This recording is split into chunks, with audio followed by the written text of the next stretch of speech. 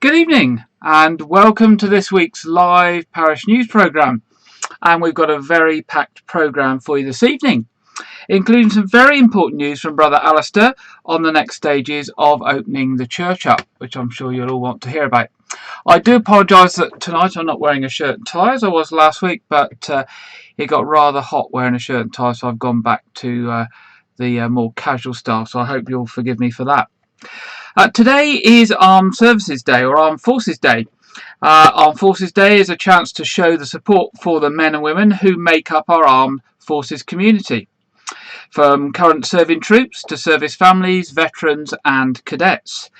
There are many ways for people, communities and organisations across the country to usually show their support, with lots of events held each year on this day, always held on the last Saturday in June. In fact, myself, I'm usually involved in Armed Services Day event at Tidworth Garrison, but like so many others, this has been cancelled today. So for our first report today, I thought we should mark Armed Forces Day. And we're going to hear a compilation I've put together, first of all starting with the Tri-Services Band of the Royal Marines, the Army and the Royal Air Force. And then a tribute from the Red Arrows, who, due to the current restrictions, are the main people marking Armed Forces Day today on behalf of all services across the nation. They have this morning undertaken a fly past in Scarborough, and we'll see some footage of that as well.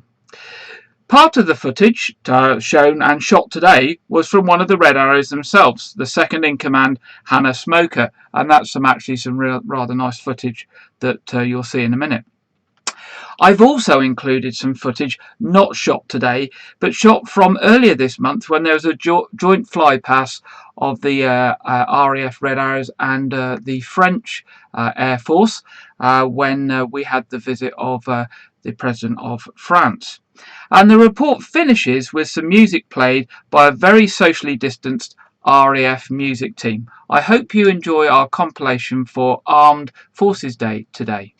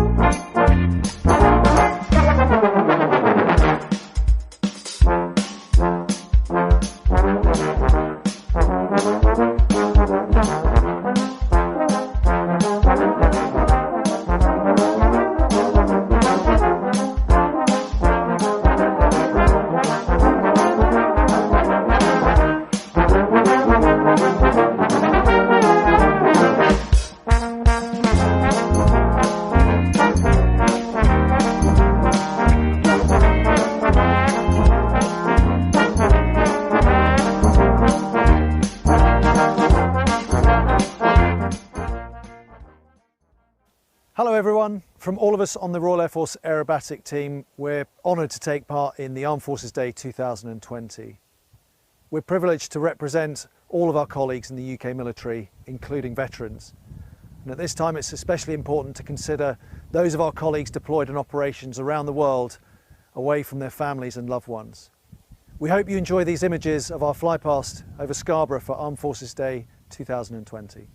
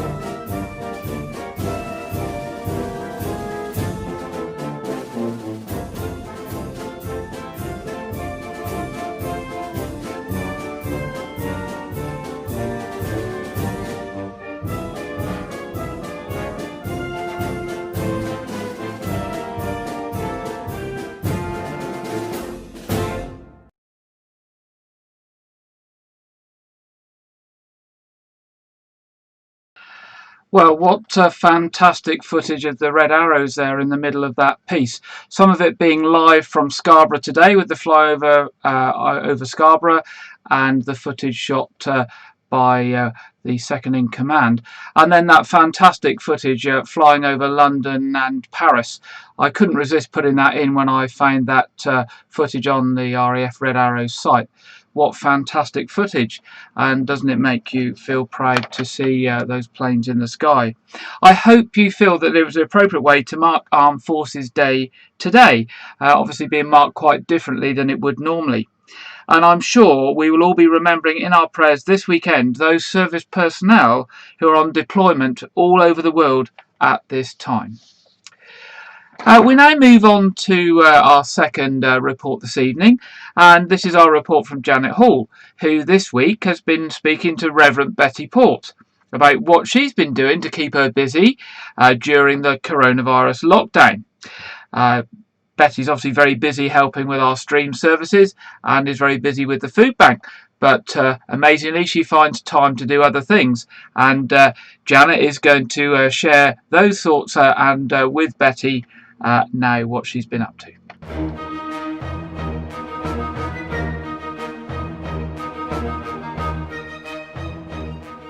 Well, Betty, it's good to have you with us. I wonder what you've been doing in lockdown. I don't expect you've been idle for 1 minute. Hello, Betty Port here, with a few words about me and lockdown and yes, and all the wonderful things that everybody does actually, but this is me. I am very fortunate in that I did have once upon a time 2 lovely machines, sewing machines, and I could make scrub hats for my niece who has is in a nursing home north of Salisbury.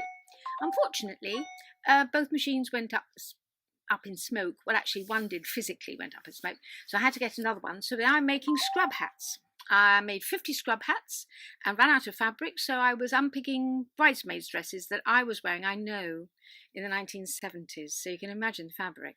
So after having waited ages for thread and elastic, 50 were sent off. I am now making a set of scrubs, top and bottom, for a friend of mine, and that is a major exercise. So I'm enjoying my sewing much more than I've ever been able to before because I've had time to do it and a lovely brand new machine to do it on.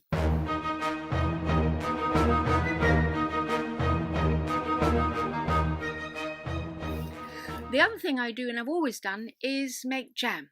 And Kevin grows it. I put it into the pots.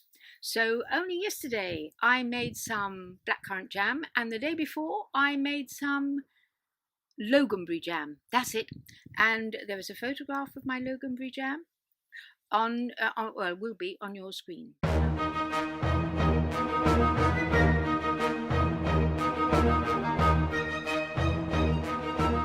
Now the other thing I do is I run. I run to get away from my husband. No, I don't. He's a lovely man. I run for exercise. It's very boring, really. I run 4 times round the nearby cricket field, and I'm usually not chased by dogs. They take an interest, but their owners are very good.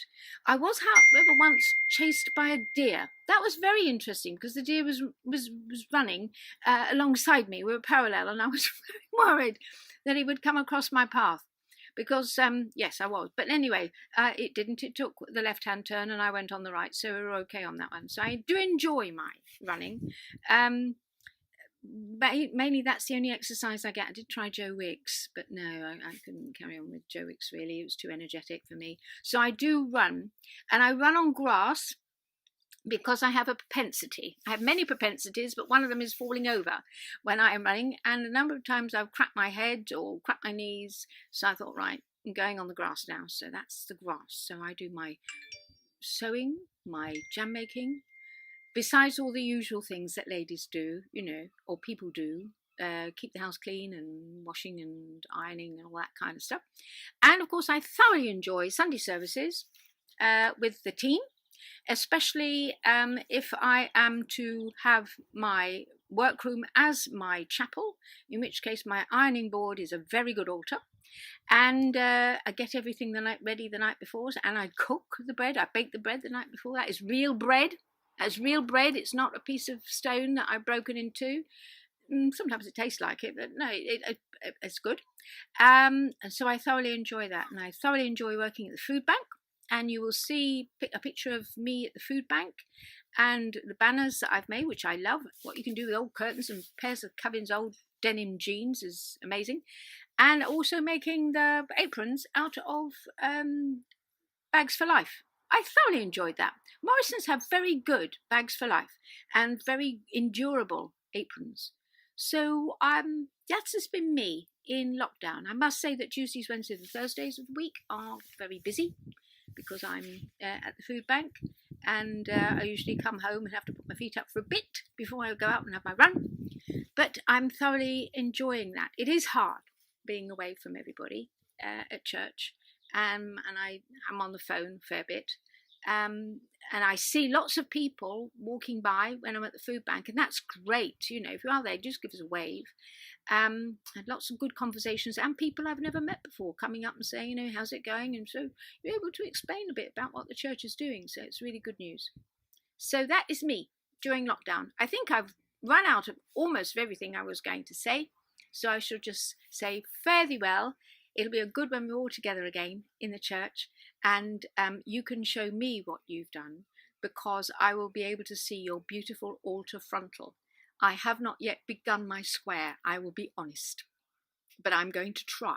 But I'm much idea at the moment about what I'm going to be doing it on. But yours are absolutely stupendous, and I'm really looking forward to seeing them. So, bye-bye. Now, what about you? Have you tried something new over lockdown? Have you had some great successes or some terrible disasters? Either way, please let us know. Send in some bits of video or pictures, or just email me all your stories of how you've spent lockdown, and we will try and put them together into the news bulletins. Thank you for now. Bye.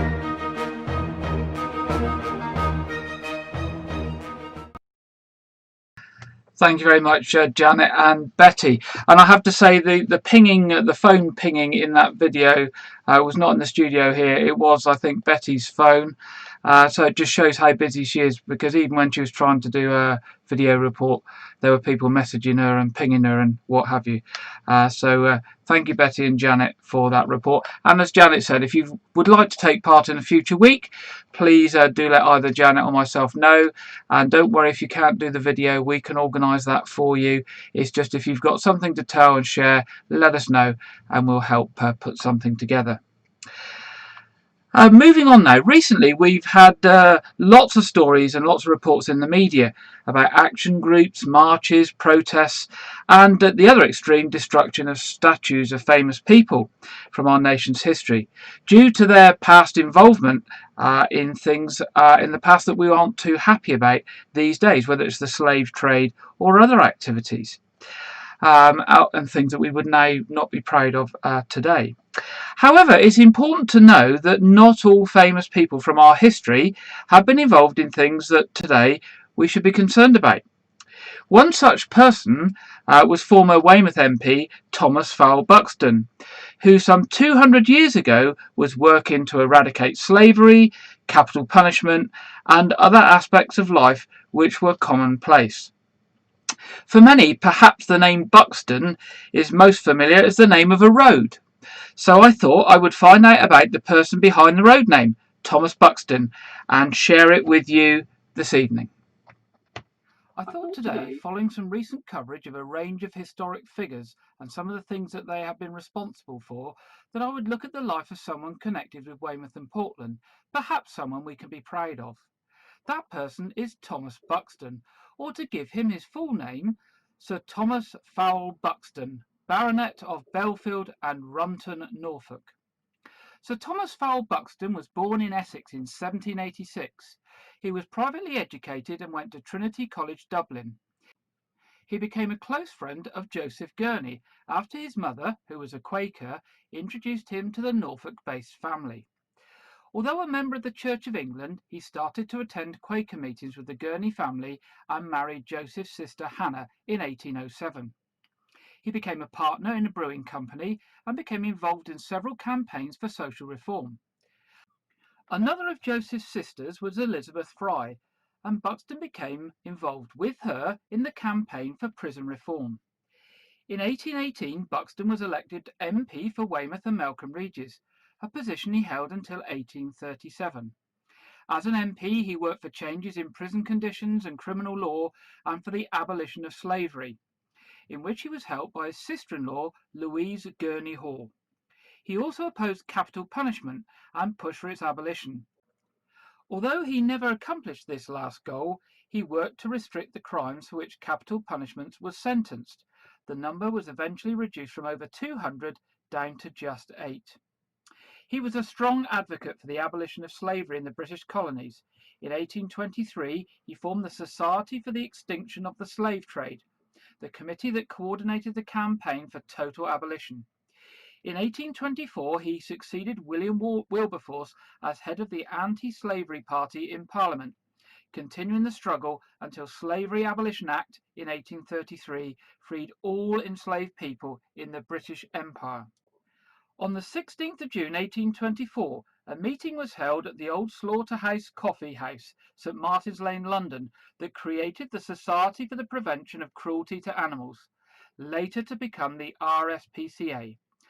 Buxton was appointed as its first chairman. Thomas Fowle Buxton was made a baron in 1840 and is famous for saying, "With ordinary talent and extraordinary perseverance, all things are attainable." The motto from his coat of arms, which consists of a red buck's head, is "Do it with thy might." It's a shortened version of the family motto, which itself was taken from the Bible in Ecclesiastes 9, chapter 10. His younger brother Charles and also his uncle Charles are buried at All Saints Church, Wyke. There are a number of memorials to Buxton. A monument to Fowle Buxton stands in Westminster Abbey. The Buxton Memorial Fountain was designed by Samuel Sanders Toulon and installed in Parliament Square. In 1940 it was removed during the German bombings of London. It was installed at its present location in the gardens to the south of Parliament in 1957. In 1835, Buxton used money from a fund set up on the death of Lady Jane Myco, the widow of Sir Samuel Myco, another well-known person who left an amazing legacy, which we'll cover in a later programme. Lady Myco's money was used to set up an elementary schools throughout the British West Indies and to found a teachers' training college at Kingston, Jamaica, which still operates today. In 1840 he was made Baronet of Belfield in the county of Dorset and Runton in the county of Norfolk by Queen Victoria. Belfield was the estate he owned in Wyke, Regis, Weymouth. The house still stands, though as we all know the estate has been extensively built on over the years since. Locally in Weymouth and Portland, the main route to Portland is named Buxton Road, and it runs past his former home at Belfield House. In 2017, a permanent memorial to him was unveiled on Binkley's Green in Weymouth after many years of hard work by the Thomas Fowle Buxton Society. Thomas Fowle Buxton died at Northrepps Hall, Norfolk in 1845, aged 59. Perhaps you now know a little more about someone whose name for some means nothing more than a road name, and we can be proud of him due to his work on the abolition of slave trade, prison reform and the RSPCA. There we go. Well, I wonder if you learnt something about Thomas Buxton. Perhaps you didn't know anything at all about Thomas Buxton, or perhaps you knew some of it. Perhaps you know more than I've managed to get over in the report. But I thought it was very important to reflect on someone from our history who has had quite an important national input and made major changes through his political life in Parliament. Also in the report, we mentioned Sir Samuel Myco and Lady Jane Myco, and again, people from our history who did good things and left a lasting legacy, particularly in our local community. And we'll talk about those in a future programme. We now come to that time of the programme where I get to play my special jingle.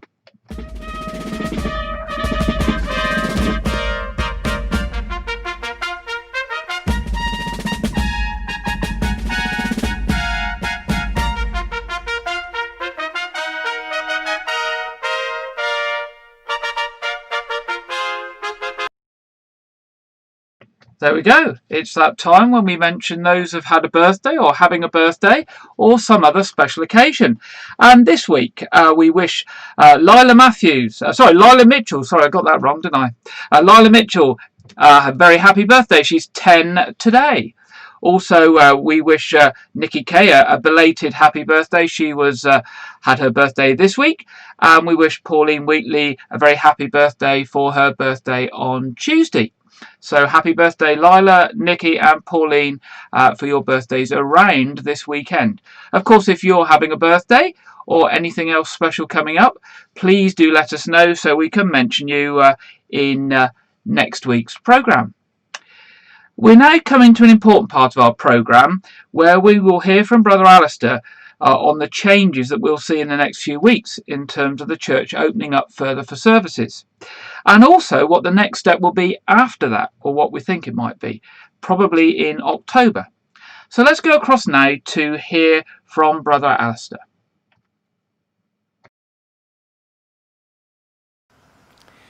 Hello and welcome to All Saints Church. This is one of the two churches we have in our parish, All Saints and St Edmund's Church here in Wyke, Regis in Dorset.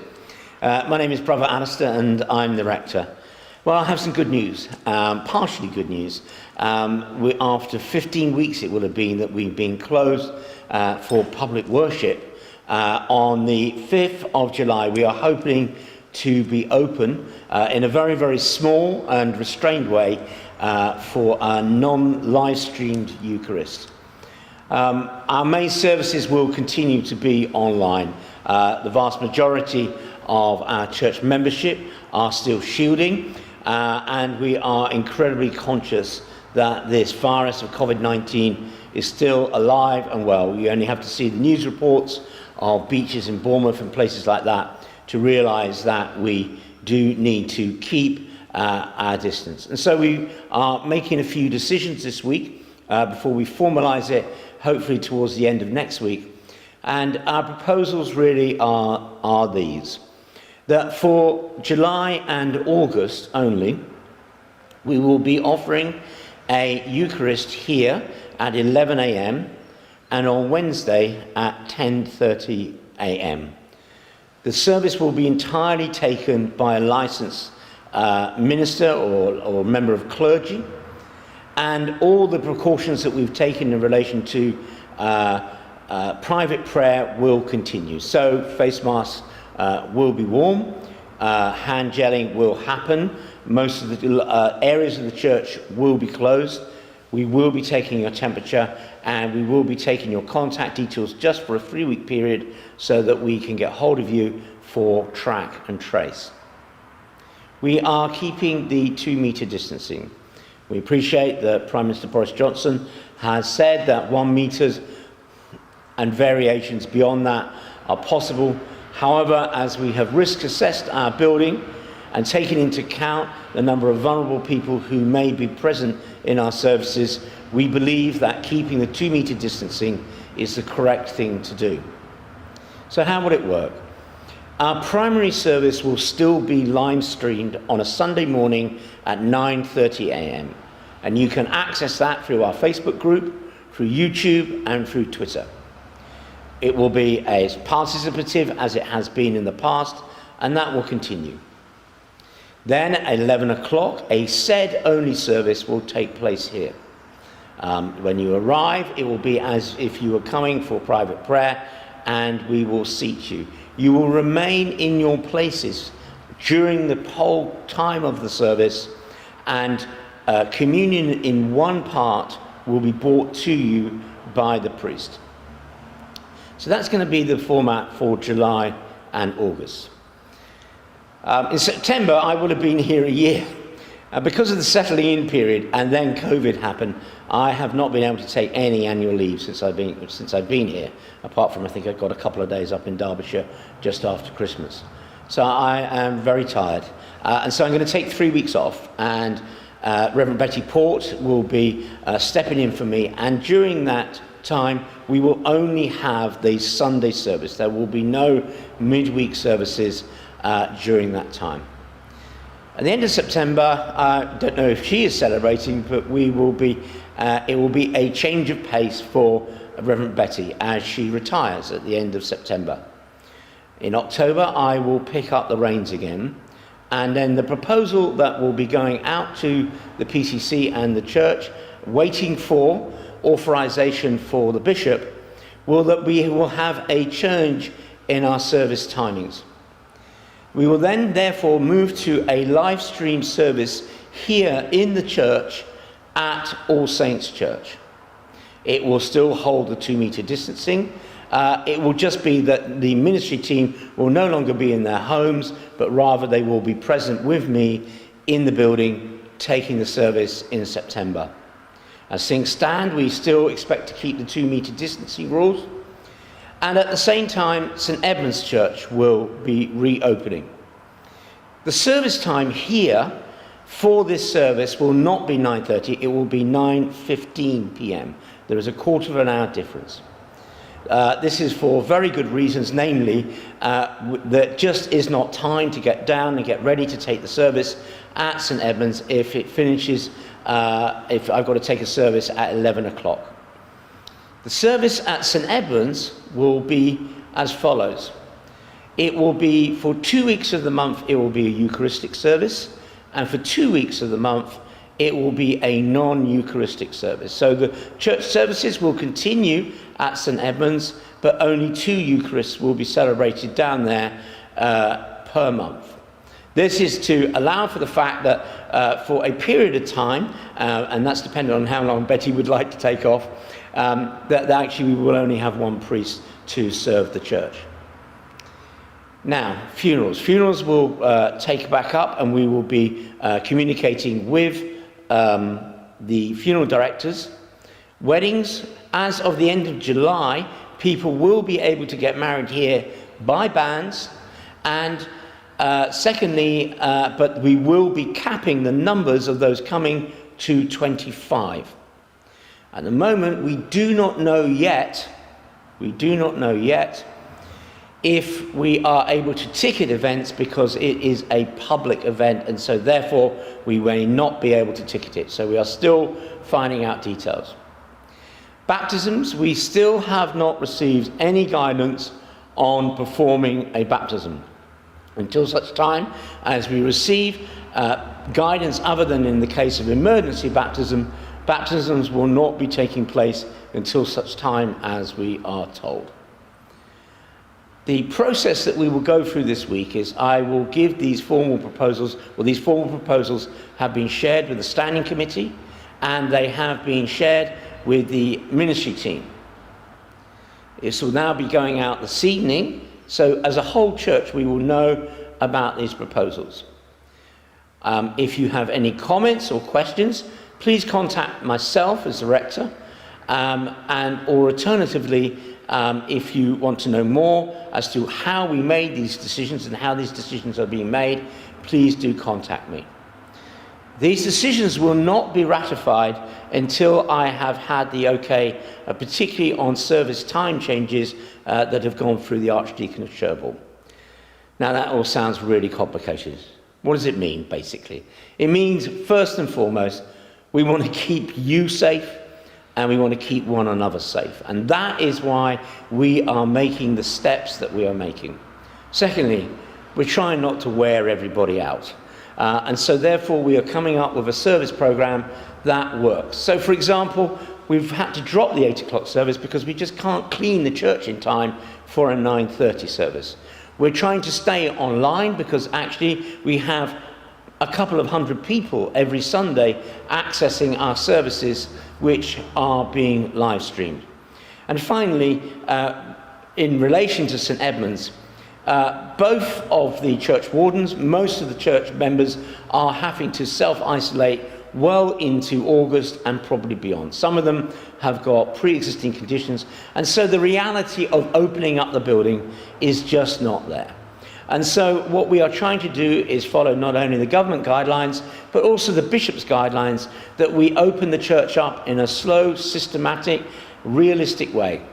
Knowing that at any given moment, the R rate may change, knowing that any given moment, we may have to completely self-isolate, and the churches may both close down again. I'm asking you for patience, I'm asking you for prayer, and I'm asking you to help us go on this journey so that we can come out of this period of the pandemic in a safe, secure, and well-mannered way. God bless you. We've missed you, and I'm looking forward to seeing you again.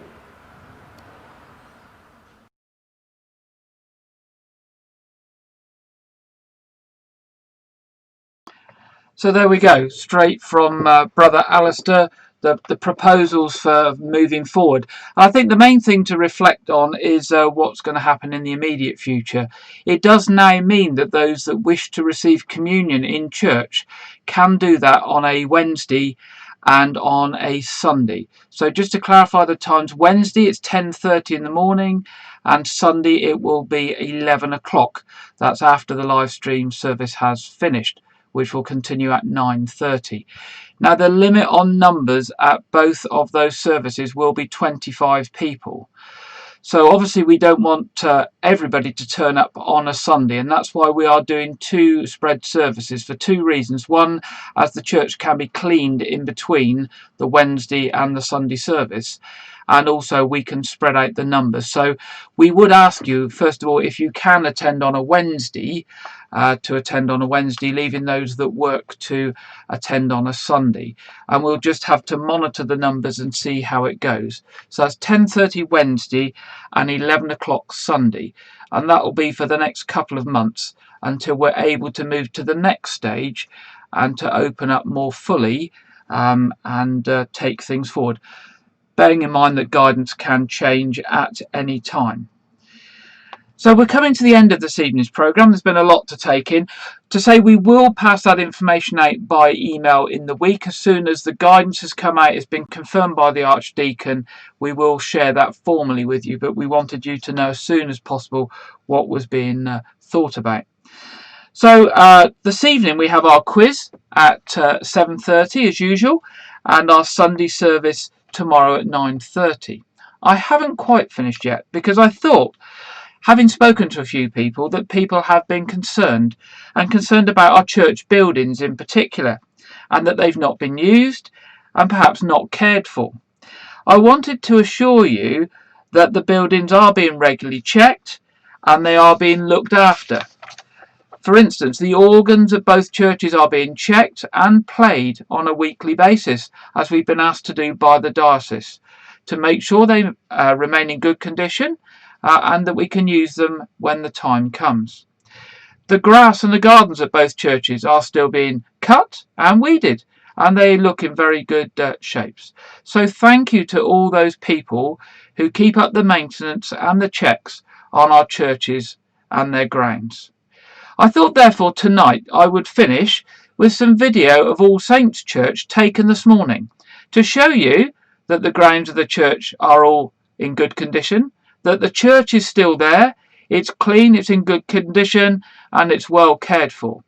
And it's just waiting to be used and to welcome you all back again. I hope in a later week, perhaps for next week, I'll be able to do a similar video of St Edmunds to show you St Edmunds as well. So, until next week's news programme, I'll say good night and leave you with our final video tonight of just an update of how All Saints Church is looking today.